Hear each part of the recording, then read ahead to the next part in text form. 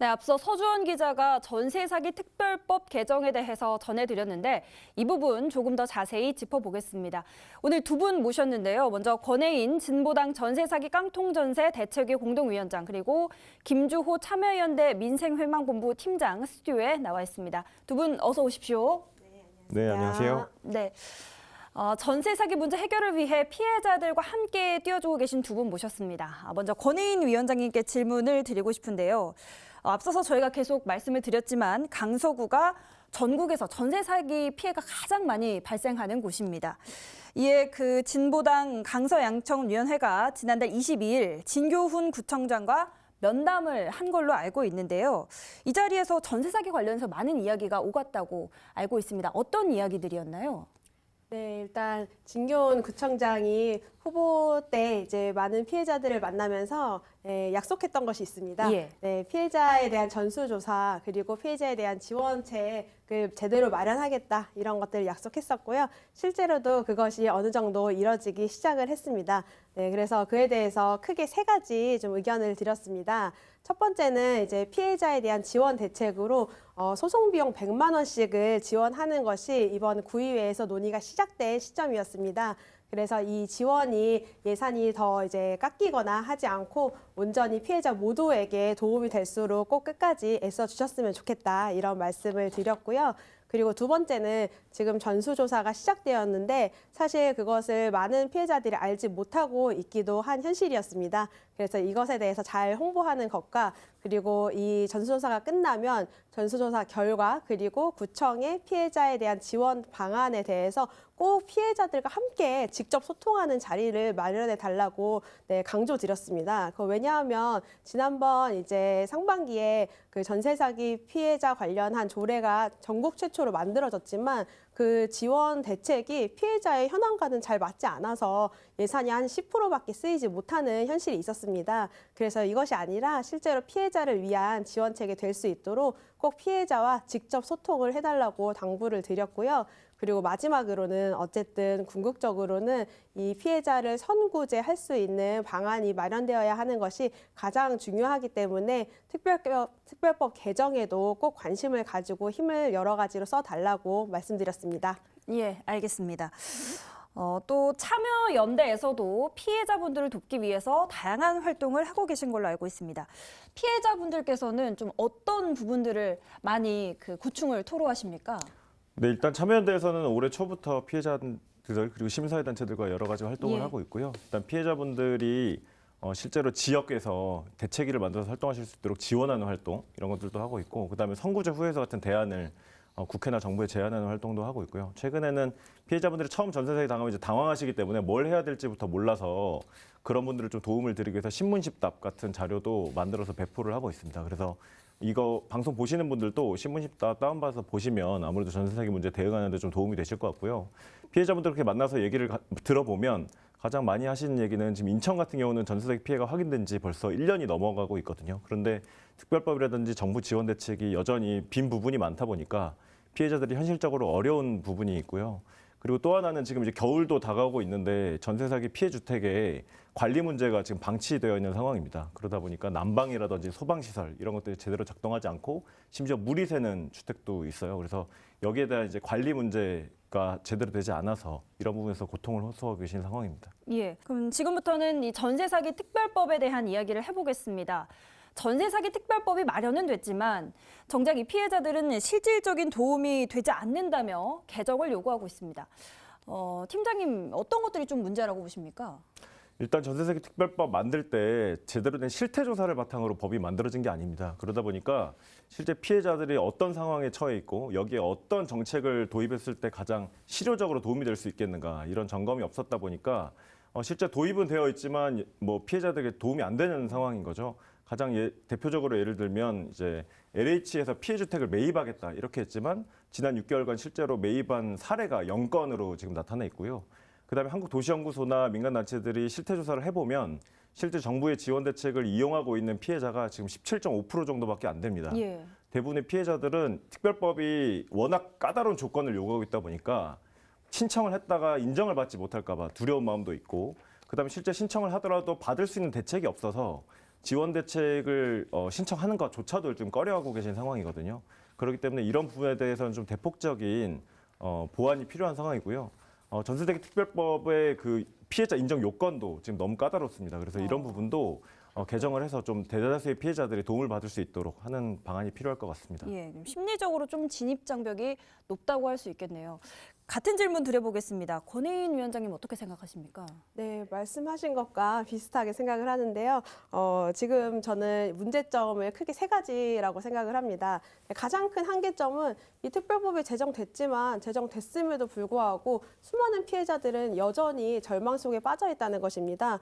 이 보증금을 회수할 수 있는 방안이 이 안에서 보장되어 있지 않기 때문인데요. 그렇기 때문에 사실상 빚을 더 내어서 이 빚을 메꾸라는 것밖에 되지 예. 않습니다. 네, 이것이 가장 큰 한계라고 생각을 하고요.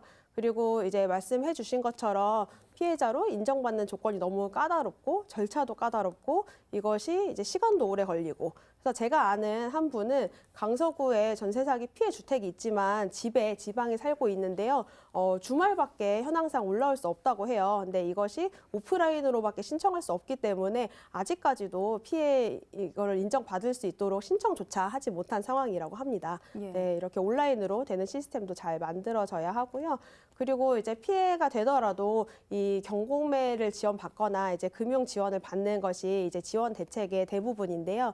이 경공매 지원도 사실 문제가 많습니다. 지금 강서구의 전세 사기 피해자들은 대부분 선순위이기 때문에 다행히도 네, 경공매 지원을 한 60% 정도는 받으려고 한다고 이제 설문조사에서 답해 주셨는데요.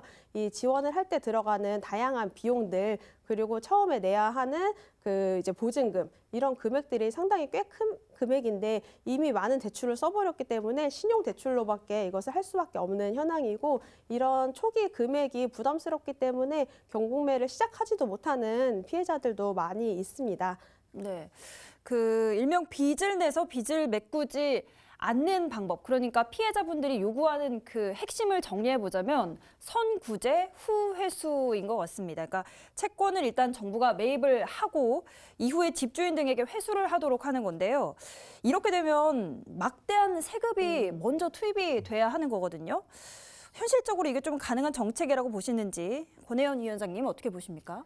네, 저는 사실 이것은 현실성의 문제라기보다 의지의 문제이고 이 막대한 세금을 어디에 쓸 것인가의 문제라고 생각을 합니다. 사실 최근 이제 부동산 사업이 많이들 어려워지면서 많은 시공사와 건설업들이 어려워지지 않았습니까?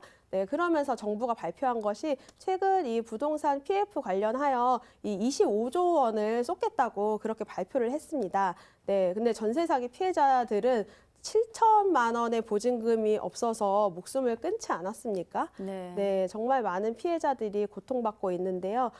보증금 평균 1.3억이라고 했을 때 현재 이제 1만 명 조금 넘게가 피해자 인정을 받았지만 훨씬 더 많을 것이라고 감안을 한다면 이제 3만 명 정도를 감안을 하고 그 중에서 70% 정도의 보증금 반환 채권의 70% 정도를 지원한다고 했을 때 총 지금 2조 7,300억 원 정도가 계산이 되는데요. 사실 3조 원도 되지 않는 금액입니다. 네, 정부는 아무런 죄 없이 이 전 재산을 날린 국민들에게는 지원하지 않고 사실 자신들의 이 사업상의 잘못 때문에 큰 피해를 보게 된 이런 부실 기업에게는 수십조를 지원하겠다고 하는 현황입니다. 그렇기 때문에 저는 이게 현실성의 문제라기보다 정부의 의지의 문제라고 생각을 하고요. 이 막대한 세금을 이 전세 사기 피해로 고통받고 있는 서민들에게 갈 것이냐 아니면은 이런 부실 기업들에게 갈 것이냐의 문제라고 생각합니다. 네.